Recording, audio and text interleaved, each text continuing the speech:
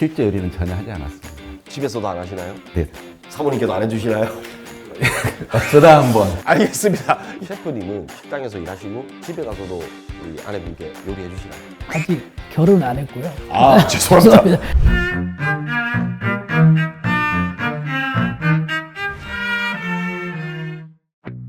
네, 안녕하세요. 사이언스북 진행을 맡은 개그맨 정차민입니다. 오늘은 사이언스북으로 우리 구독자 여러분들을 만나 뵙게 됐습니다. 오늘 사이언스북 찾아주신 두 분 인사 말씀 부탁드리겠습니다. 안녕하십니까. 식품공학자 전하가입니다. 네, 안녕하세요. 잠실에서 식당을 운영하고 있는 원유택입니다. 주제가 음식인 만큼 이 식품 속에 있는 과학 이야기를 나눠볼 텐데 딱 누가 봐도 셰프님이시고 누가 봐도 대표님이신 두 분 나오셨습니다. 셰프님은 당연히 이제 뭐 요리를 하시니까 직업적으로 요리를 잘 하실 테고, 대표님은 식품공학 박사님이신데 요리를 잘 하시나요? 회사에 취업해가지고요. 한 15년간 아이스크림 개발 업무만 했지 실제 요리는 전혀 하지 않았습니다. 아, 집에서도 안 하시나요? 네. 사모님께도 안 해주시나요?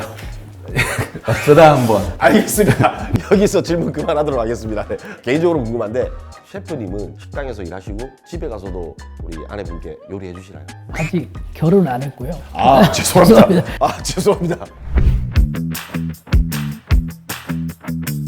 네, 오늘 알아볼 책이 더 푸드랩이라는 음식 관련 책인데 그 안에서도 오늘 그 가스트로피직스 주제로 한번 얘기를 나눠보겠습니다.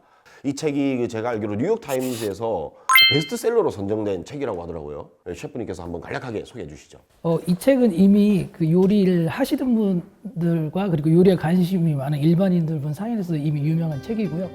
더 푸드랩은 미식 물리학, 가스트로미 피직스의 흥미로운 연구 결과를 담은 책으로, 이 책의 저자인 전 세계적으로 유명한 요리사 제이 켄지가 잘못 알려진 요리 상식에 대해 도전하고 실험을 거듭해 레시피를 완성해 나가는데요. 가스트로피직스라는 새로운 렌즈를 통해 음식과 맛, 이 두 세계의 비밀을 낱낱이 파헤칩니다. 더 나은 요리를 위한 주방 과학 세계의 모든 것. 사이언스북 더 푸드랩, 오늘 함께 만나보겠습니다. 가스트로피직스, 저는 좀 생소한 단어인데 대표님 이게 어떤 뜻인가요? 사실 식품하는 사람도 대부분 생소할 겁니다. 이 사람이 주장하는 바가 이제 가스트로노미, 요리에다가 그 사이코피직스, 심리 물리학으로 되어 있는데요. 사실은 과학할 때 보통은 가장 기본이 되는 게 물리학, 그다음에 화학, 생물학, 심리학인데, 물리학과 심리학을 말했다는 것은 다 중간에 다 아우르는 개념이니까 사실은 요리에 관한 모든 과학을 하겠다, 이런 뜻입니다. 그래서 가장 과학적인 요리에 대한 설명이라고 볼 수 있겠죠. 아니, 그 음식을 맛볼 때 그 여러 가지 감각들이 사람에게 영향을 끼친다고 하던데, 가스트로피직스를 토대로 셰프님도 레스토랑을 뭐 이렇게 운영해 보거나 음식을 만들어 보신 적이 있나요? 당연합니다. 손님은 끊임없이 움직여야 한다는 말이 있을 정도로 이미 많은 레스토랑에서는 손님의 그 소리를 많이 듣고 있는데요. 예를 들어서 음악의 속도를 조절함으로써 식사 속도나 분위기를 우선 조절하고 있고요. 그리고 우리가 만질 수 있는 그런 식기를 통해서 뭐 무거운 식기를 쓰거나 아니면 무거운 포크나 나이프를 쓰면서 좀 더 고급스러운 그런 느낌을 주기 위해서 많이 노력하고 있습니다. 편안함과 분위기, 이런 것을 맛으로 느끼게끔. 네, 거기서 많은 가스트로피직을 사용하려고 하고 있습니다. 저도 이제 순간적으로 이렇게 제가 좋아했던 식당들이 어떤 분위기였나, 어떤 느낌이 좋았나, 이런 걸 막 떠올려 봤었는데, 왜 이렇게 뭐 청각적인 요소나 뭐 시각이나 그리고 또 뭐 여러 가지 감각들이 이렇게 영향을 미칠까요? 사실은 맛에는 오미 오감뿐만 아니라요, 우리 속에서 느끼는 감각, 혈액에서 느끼는 감각, 뭐 심리학 다 영향을 받는데, 가장 간단한 예 같은 경우가 사과가 파랗다, 뭐 라면 색깔이 파랗다, 벌써 식욕이 떨어지는 거죠.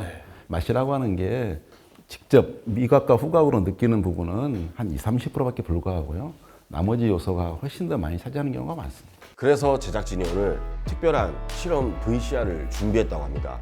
우리 영상 보시면서 가스트로피직스에 대해서 얘기 한번 나눠보시죠. 많은 분들이 모셨네요. 왜 저는 안 모르셨죠? 대표님 가셨나요? 네, 저는 저기 강연하러 갈 겸해서 같이 참여했었습니다. 네, 진짜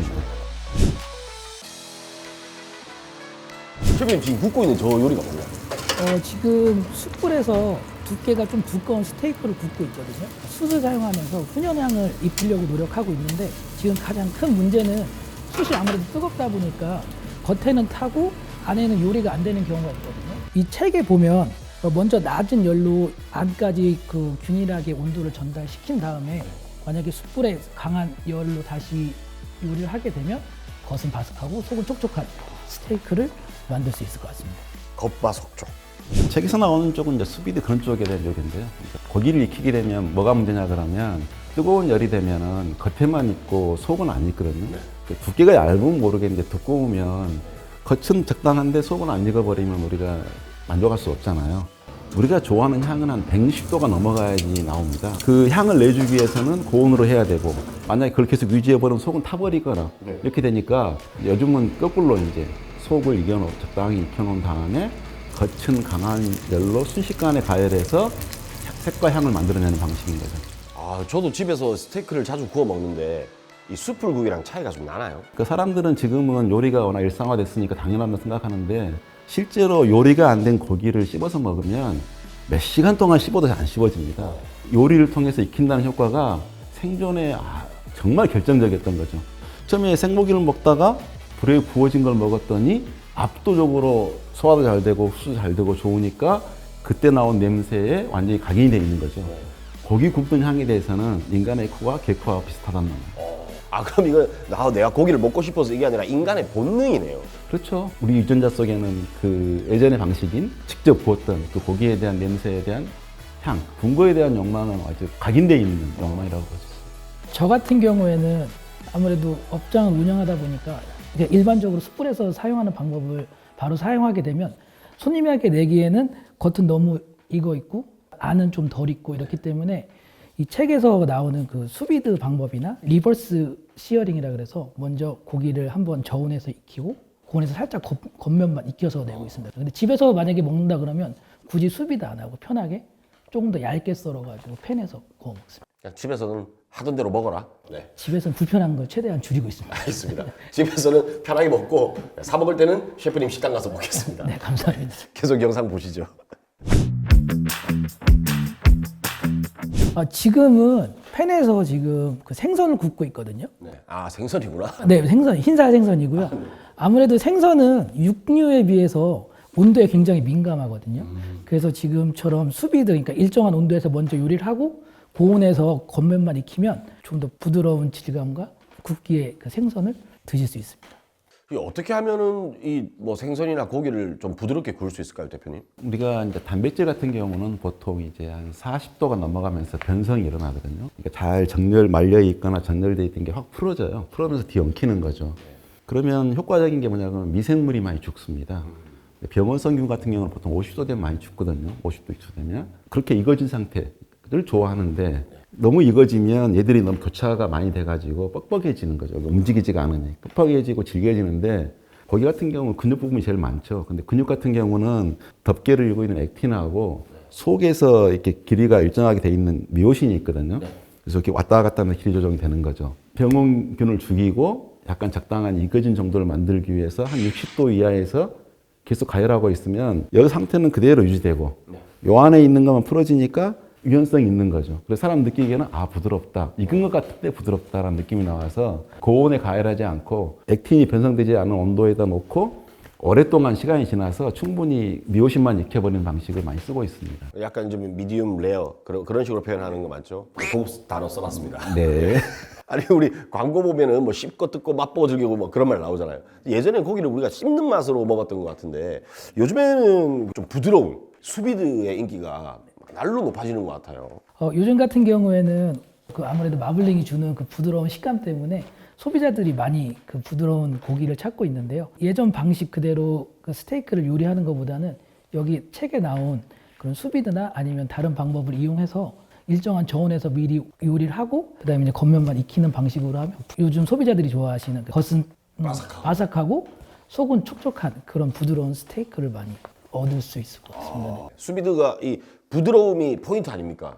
온도를 아무래도 거기서 딱 맞추다 보니까 저희가 원하지 않는 그런 질긴 그 식감을 피할 수 있는 방법 중에 하나라고 생각합니다. 예전엔 고기가 귀했거든요. 입안에서 사르르 녹아 없어지면. 지금도 귀하지 않습니까? 그래도 예전보다는 저희가 음식을 이렇게 뭐 홍보할 때나 뭐 이렇게 알릴 때 다양한 감각들이 있겠지만 더 맛있고 더 신선하게 보이기 위해서 뭐 바사삭 뭐 이런 소리들을 하잖아요. 뭐 아삭한 사과 뭐 이런 거 그런 것처럼 좀 이런 것들을 표현한 어떤 홍보한 사례들이 있을까요? 이 미각은 그래도 단짠 이런 식으로 좀 알고 있으니까 표현 단어가 있는데 냄새는 표현할 단어가 없습니다. 요리가 뭐 수만 가지 되니까 향도 사실 수만 가지 넘거든요. 그럼 수만 가지 향을 갖다가 그 차이를 나는 걸 자기 취향에 맞게 표현해줘야 되는데 그 단어가 없어가지고 표현을 못하고 시각적으로 이제 좀 한다든가 소리로 표현하는데 저희 오미 오감 중에서요 가장 먼저 맛을 보는 건 눈이고요. 미각과 후각으로 그것을 확인하는 거죠. 그 과정에 소리도 들으면서 아 정말 그러네 라고 넣는 거고요. 사실은 유튜브 같은 걸 보면은 맛을 전달하기가 쉽지 않으니까 ASMR로 먹는 때 소리 들려주면 우리 감각이 그냥 확 끌리는 거죠. 다이어트 하려고 그거 대리만족하다가 못 참고 치킨 시켜서 먹잖아요. 그게 가스트로피직스네요. 먹방이 다이어트에 가장 해로운 게 아닌가 생각이 듭니다. 아삭아삭 오도도도 콕콕콕. 셰프님은 어떻게 생각하시나요? 아무래도 그 재료를 판단할 때 보면 식감이 중요하거든요. 재료가 신선할 때는 약간 바삭하고 아삭한 감이 있잖아요. 샐러리 같은 경우에는 이렇게 부러뜨리게 되면 정말 소리가 크거든요. 뭐 그런 거는 한 번씩 보여드릴 수 있지 않을까 싶습니다. 아 괜히 그냥 오픈 주방 해놓고 괜히 우리 신선한 거 써요 해놓고 요리 속 과학 이야기 오늘 나눠봤는데 두 분 오늘 어떠셨습니까? 우선 예전에 접어뒀던 책을 이번 촬영을 통해서 다시 한번 보게 됐고요. 보다 전문가인 대표님한테 이런저런 얘기 들어서 좀 더 좋은 시간이었던 것 같습니다. 대표님 어떠셨나요? 사실은 저희가 과학을 어렵게 생각하고 생각보다 음식을 제대로 이해하기가 쉽지는 않습니다. 굉장히 과학적 요소가 많이 들어있죠. 그래서 이런 그 같이 음식을 통해서 과학을 얘기해보는 기회가 좀 더 많아졌으면 좋겠습니다. 같은 음식이라도 어떤 감각을 최대한 활용했는지 또 함께한 사람이나 분위기가 어땠는지에 따라 음식의 맛이 굉장히 또 달라지는 것 같습니다. 여러분들은 어떤 음식이 가장 맛있었는지, 누구와 함께한 음식이 맛있었는지, 어떤 분위기에서 드실 때 가장 맛있었는지 기억해 보시면 아마 재밌는 추억이 될 것 같습니다. 2023년 또 마무리가 돼가고 있는데 조금 남은 연말 여러분들 소중한 분들이랑 좋은 분위기 속에서 맛있는 음식 많이 즐기면서 마무리하셨으면 좋겠습니다. 저희는 여기서 인사드리도록 하겠습니다. 감사합니다. 감사합니다. 감사합니다.